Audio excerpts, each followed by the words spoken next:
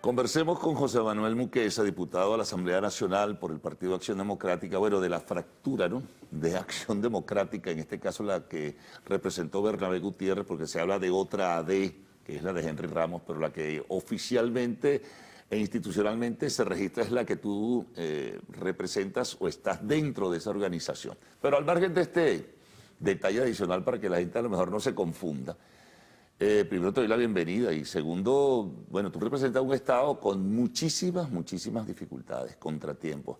A veces muchos piensan que Bolívar se ha convertido en tierra de nadie. ¿Qué puedes hacer tú desde la Diputación? ¿Qué puede hacer la gente que representa la institucionalidad en el Estado de Bolívar para enfrentar un hecho que de verdad es muy lamentable por la descripción que se conoce? Bueno, muchísimas gracias, Carlos. En primer lugar, con lo que comenzaste, Acción Democrática para nosotros es una sola.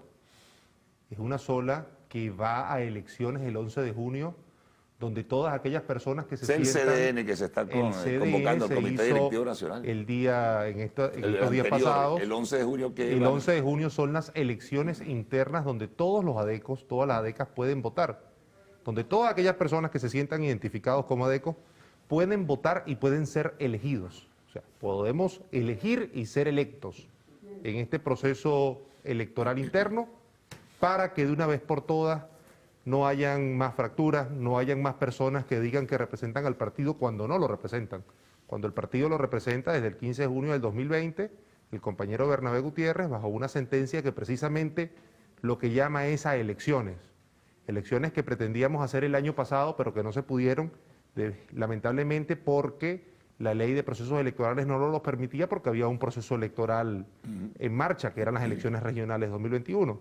Bueno, nosotros el 11 de junio, cumpliendo el mandato del máximo tribunal de la República, vamos a realizar las elecciones internas donde todos los adecos, de todas las adecas pueden elegir y ser elegidos. Ahora, ¿qué le dices con este mensaje a aquellos que todavía sienten que hay otra acción democrática alrededor de la figura de Henry y otros dirigentes políticos? ¿Y cómo estas personas, si acaso se animan, pueden participar o acaso ustedes creen que van a participar en ese proceso? Mira, te lo decía, todos los adecos están invitados a participar. Todos los adecos están invitados a recensarse y a participar para elegir y para ser electos en este proceso interno. La única condición que hay en el partido es inscribirse, ir a recensarse nuevamente. Recensarse, ese proceso está abierto ya. Ese proceso está abierto en todos los estados para que nos recensemos, para que trabajemos en ese proceso de unificación de nuestro partido, en ese proceso rumbo al 2024, a esas elecciones presidenciales que hay en el 2024. Por eso Acción Democrática está cumpliendo con todas sus formas legales, con todos sus mandamientos, para que tengamos un partido de una vez por todas fuerte, un partido robustecido para ir al proceso electoral. ¿Cómo es la relación, José Manuel, de ustedes, de esta, digamos, de este deslinde que crea esta Acción Democrática con la sentencia del TSJ, con el resto de aquellos que se identifican con lo que ha sido Acción Democrática y los que piensan que la figura de Henry Ramos sigue teniendo vigencia? ¿Cómo se entienden ustedes? ¿Por abajo, por el medio, por arriba? Parece poco probable por ahora. Te puedo hablar en lo personal, no puedo hablar más allá.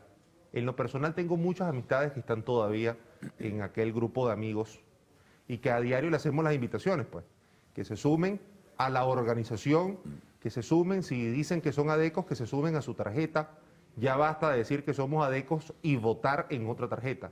Los adecos votamos blanco, los adecos votamos en nuestra tarjeta y estamos trabajando para que esos compañeros regresen al partido. Lo pudimos ver en estos días, cuántos compañeros regresaron al partido. Alberto Betancur, Adolfo Padrón, regresando al partido, regresando a su casa, presentes en el CDN, como adecos orgullosos de ir a un proceso electoral interno. ¿Esa fractura lastimó tremendamente al otro sector? Mira, yo veo una herida muy grave en aquel grupo. Precisamente vemos figuras muy importantes que a diario llaman por teléfono y se incorporan públicamente a nuestro partido, a nuestra casa del partido en la Florida, allá en nuestra casa del partido en el Paraíso y así sucesivamente en todas las casas del partido a nivel nacional. ¿Y Henry qué hace? Porque desapareció del escenario. No lo sé. está organizando a ese grupo, en fin, para involucrarse en los procesos estos de conversaciones con el gobierno, tal vez, porque el gobierno los llamó a ustedes. Mira, de verdad no lo sé, no te puedo decir sobre el señor Henry Ramos a qué se estará dedicando. Solo lo veo en Twitter, solo lo veo en Instagram, Pero muy poco, no sé a qué se estará dedicando. Ahora, ¿ustedes como organización trabajan en todo el país? ¿Tienen representación nacional? Nosotros somos 25 comités ejecutivos seccionales, son las 23 entidades federales y en el caso del Estado Sucre existen 2 seccionales, al igual que la seccional Caracas como Distrito Capital. Por cierto, que recién hubo reuniones, te lo mencionaba antes, con el gobierno. ¿Qué significa? Que el gobierno está llamando a los factores de la llamada Alianza Democrática y aún no llama al otro factor opositor que, bueno, se registra bajo la nomenclatura del grupo del G4. Mira, precisamente nosotros desde la Asamblea Nacional, desde el año pasado, venimos diciendo que los diálogos no tienen que ser fuera de Venezuela, que los diálogos tienen que ser a puertas abiertas, que tienen que ser en nuestro país, que si nosotros nos hemos entendido políticamente para llevar el rumbo de Venezuela a una mediana estabilidad, nosotros podemos dialogar dentro del país. Y es por eso que en estos momentos vemos que el diálogo ha comenzado dentro del país, es un diálogo lo más público posible, televisado, para Pero que si el no pueblo hay una venezolano agenda lo vea. común, José Manuel, que es importante, si no hay una agenda común, o sea, te puedes reunir con el gobierno las veces que tú quieras, pero tiene que haber una agenda común en función de enfrentar los graves problemas que tiene un colectivo, ¿no? Mira, nosotros lo hemos hablado y es lo que denunciamos a diario. Precisamente todas las sesiones estamos denunciando alguna problemática que está ocurriendo en alguna parte de Venezuela, que es el problema de las comunidades indígenas en el estado Bolívar, que es el problema de la gasolina en los estados fronterizos, que es el problema de la inseguridad en algunas partes de Venezuela. Son partes de los puntos que están sobre la mesa, son parte de los puntos que tenemos que trabajar y por supuesto todos los puntos que nos estén afectando en este momento en el país. No solo los puntos políticos, no solo los procesos electorales, sino también la situación interna del país, que es lo que nos está llevando a dialogar para conseguir esa unificación que el país necesita. Bueno, vamos a hacer una pausa. Al retorno vamos sí a entrarle de lleno un poco lo que te planteé en el introito, ¿no? La situación del Estado Bolívar que de repente parece tierra de nadie. Conversemos sobre los graves problemas que allí existen. Retornaremos en breve.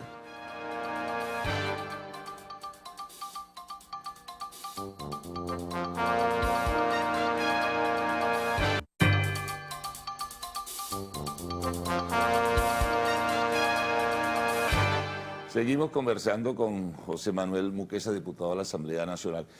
Bueno, Bolívar, te decía, hay tantos problemas de inseguridad, hay espacios que ni siquiera tienen la presencia de la fuerza policial, sino hay otros factores que dominan, el tema de la minería, el tema, el tema ecológico, el ecosistema y su destrucción. Bueno, algo está ocurriendo en Bolívar. ¿Qué pasa en Bolívar? Mira, Bolívar es tierra de nadie. Sí. Eso es cierto. Bolívar es un territorio abandonado. Bolívar ha sufrido los embates de 23 años de desgobierno que hoy las nuevas generaciones no han podido ver los que vieron nuestros padres, que hoy cuando nos vamos a las comunidades indígenas vemos la destrucción que hay, que hace poco estuvimos en la Nueva Periquera, comunidad indígena del Bajo Paragua, y vemos cómo desde hace 37 años, cuando fue reubicada porque su territorio como tal había quedado bajo las aguas de la represa del Guri, vemos que estaba totalmente abandonada, que nunca había sido asistida luego de que Leopoldo Sucre Figarelas la había construido, y que bueno, tenemos que llegar nosotros con nuestros gobiernos municipales a poder ayudar en lo que podemos. Pero que nos vamos al sur del estado Bolívar, desde Upata hasta la Gran Sabana, más de 800 kilómetros de carretera, y no conseguimos 1 litro de gasolina en una estación de servicio.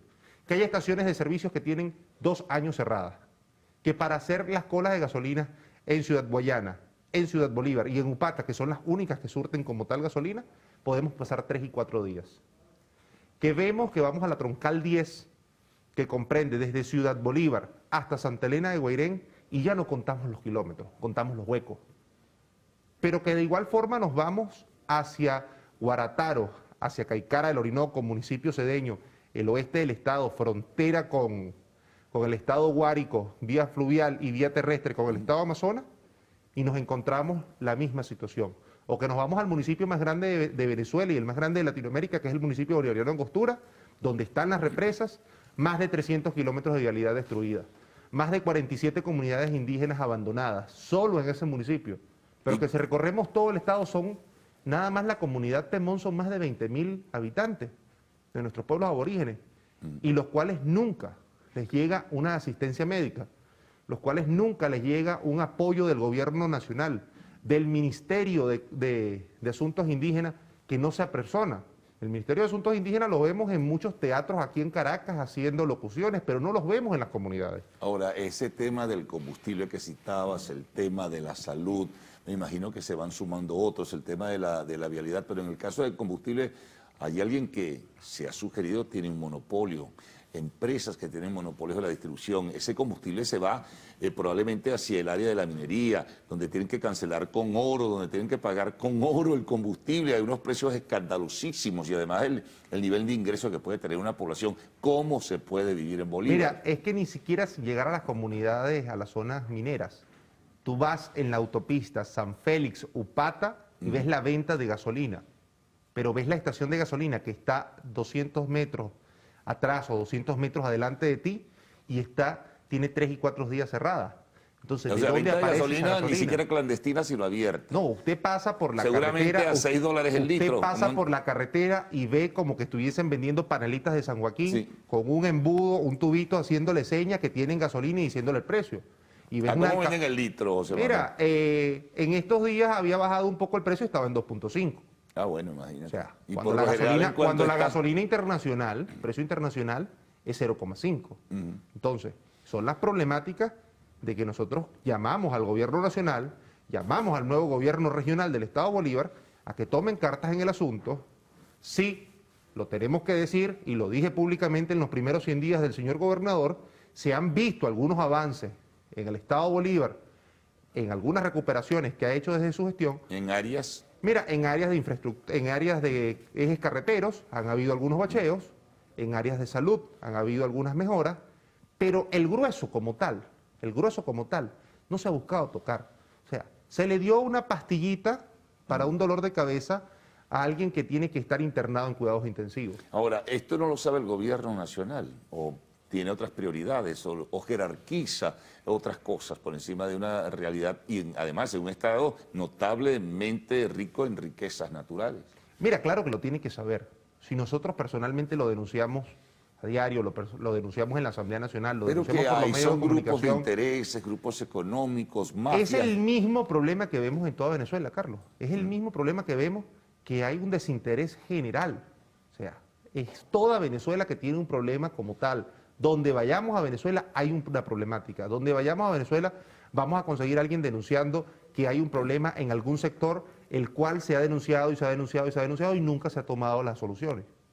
Por ejemplo, fíjate, en el terreno de lo cotidiano, del día a día, el costo de la vida en Bolívar es muy alto, a veces escandalosamente alto. Mira, el costo de la vida en Bolívar es verdad, es muy alto. Para tú tener agua en tu casa tienes que comprar agua por cisterna, en divisas, 40, 50, 100. O sea, tienes que comprar la comida. Un kilo de carne cuesta mucho más que acá en Caracas cuando allá se produce. Un kilo de queso cuesta más que acá. Y la comida toda es importada. La comida toda viene de Brasil. O sea, el costo de la vida en el estado de Bolívar... Y con aquella potencialidad agropecuaria que tiene Bolívar. Claro, pero tenemos un problema en el estado de Bolívar, que es que la gente dice que es territorio minero y por lo tanto todo cuesta más. Como somos territorio minero, supuestamente todos son mineros, todos somos mineros y todos tenemos dinero. Pero eso es una exageración, porque Bolívar antes no vivía, bueno, sí, las empresas básicas, que es bueno, que están en estado calamitoso, pero de todas formas, con el cuento de estado minero, mira ahora están pendientes, pero es de las minas. Que es una destrucción total que tenemos en el sur del estado. Y en ese sentido... hay posibilidades, desde luego, siempre las hay de salir adelante, pero todo apunta que si se sigue como tierra de nadie, no hay posibilidades. En el caso de la minería, hay que hacer una minería sustentable y responsable para que nosotros podamos, con las mismas riquezas que sacamos de nuestros suelos y subsuelos, tener inversión que apoye al Estado, que apoye a los municipios, para que podamos ser ese Estado potencia el cual se pensaba ser. Bueno. Veremos, pero de verdad que es muy grave la circunstancia por la que atraviesa el Estado Bolívar. José Manuel, muchas gracias, muy amable por Muchísimas haber gracias estado a con ti. nosotros. Nos vamos a una pausa, amigos y amigas. Al retorno, no lo olviden, arte y espectáculos en lo actual.